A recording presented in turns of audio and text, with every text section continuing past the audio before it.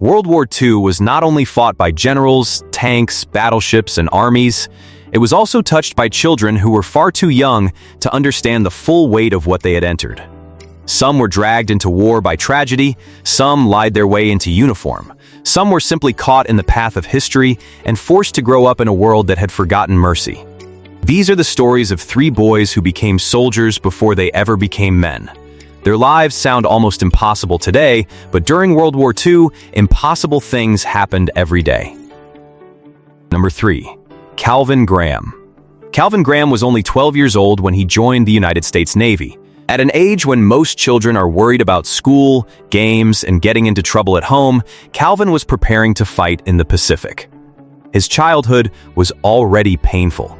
His father had died, his home life was difficult, and he spent much of his time working, selling newspapers, and staying wherever he could. Through those newspapers, he saw the war getting worse. Pearl Harbor had shocked America. Japanese forces were advancing across the Pacific. To Calvin, the war did not feel distant. It felt personal. There was just one problem. He was a child. That did not stop him. Calvin forged his mother's signature, found a way through the enlistment process, and somehow convinced enough adults to look the other way. Soon, this 12-year-old boy was in basic training. Before long, he was serving aboard the South Dakota as a loader for anti-aircraft guns. Then came real combat. In October 1942, the South Dakota was attacked during the Battle of Santa Cruz. Japanese aircraft came in waves, and Calvin found himself in the middle of a naval fight that most adults would never forget. But the worst was still ahead. During the naval battle of Guadalcanal, the South Dakota suffered a power failure at the worst possible moment. Its weapons went silent. Its systems failed. In the darkness, Japanese searchlights found the ship, and then the firing began. Shells smashed into the South Dakota again and again.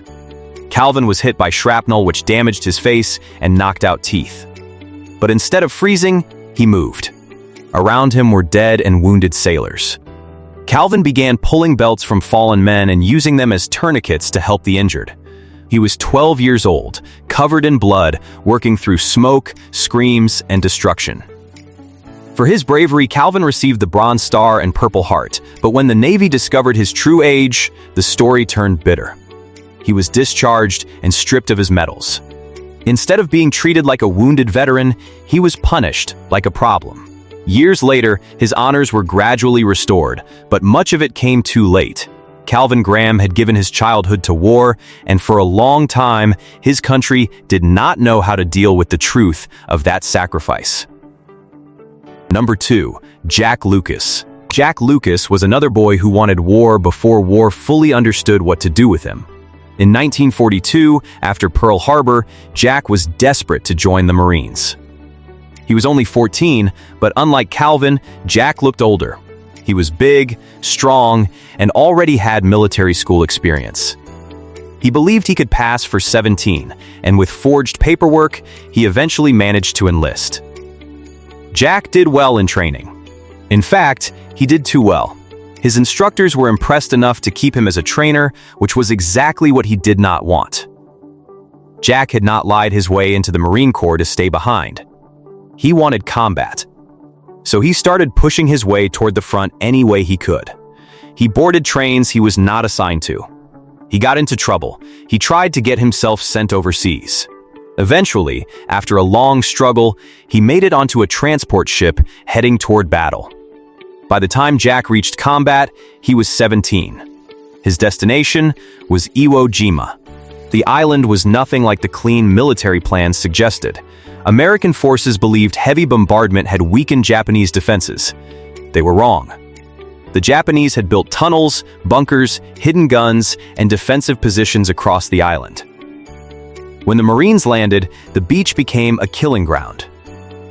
The black volcanic sand swallowed their boots. Artillery exploded around them.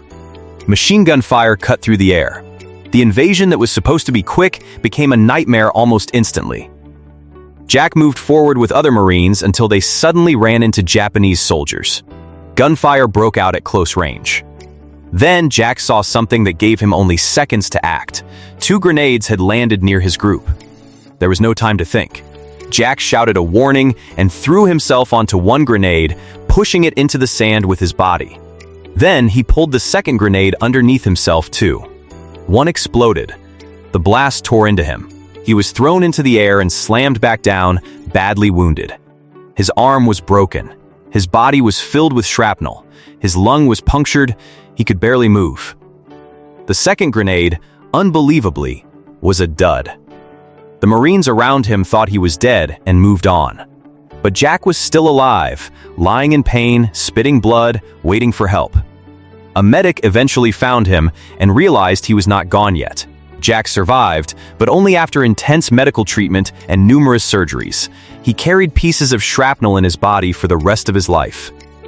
For his actions on Iwo Jima, Jack Lucas received the Medal of Honor. He had entered the war as a boy chasing glory. He left it as one of the youngest heroes in American military history. Number 1. Sergey Aleshkov. Sergey Aleshkov's story is different from Calvin's and Jack's. He did not lie to join an army. He did not chase combat. War came to his village and destroyed everything. In 1942, Sergey was living in a small Soviet village with his mother and older brother. He was only 6 years old. Then, German soldiers arrived. The village was attacked brutally. Sergey's brother was killed. His mother was shot while trying to protect him. A neighbor pushed Sergey away and told him to run. So he ran into the forest, alone, terrified, starving, and too young to understand why his world had disappeared. For days, he wandered through the woods. Cold, hungry, and covered in insect bites, he was close to giving up when Soviet soldiers found him. They wrapped him in a blanket, fed him, and brought him back to their unit. The men quickly grew attached to him. He had no family left, and they became his new one. A commander, Major Mikhail Vorobyov, adopted him so he would not be sent away to an orphanage during wartime. The soldiers even made Sergey a tiny uniform. At first, he helped with simple tasks. He carried letters, delivered messages, and lifted the spirits of exhausted men. But the Eastern Front was no place for childhood. Soon, Sergey was near real danger. He helped spot enemy positions and stayed close to the soldiers during heavy fighting. At Stalingrad, one of the most brutal battles in human history, Sergey's adopted father was buried under rubble during shelling. Sergey tried to dig him out himself, but he was too small. So he ran for help. Soldiers came and rescued the commander alive. For that act, Sergey was awarded for bravery. He survived more close calls, including artillery fire and a landmine explosion. Eventually, Soviet commanders removed him from the front and sent him to military school. By then, he was still only a child, but he had already seen more war than most adults could bear. Calvin, Jack, and Sergey were not just soldiers, they were children thrown into fire, fear, and survival. Their courage was unbelievable, but their stories remind us that war does not only take lives, it steals innocence. If this story moved you, make sure to like and subscribe for more powerful history stories.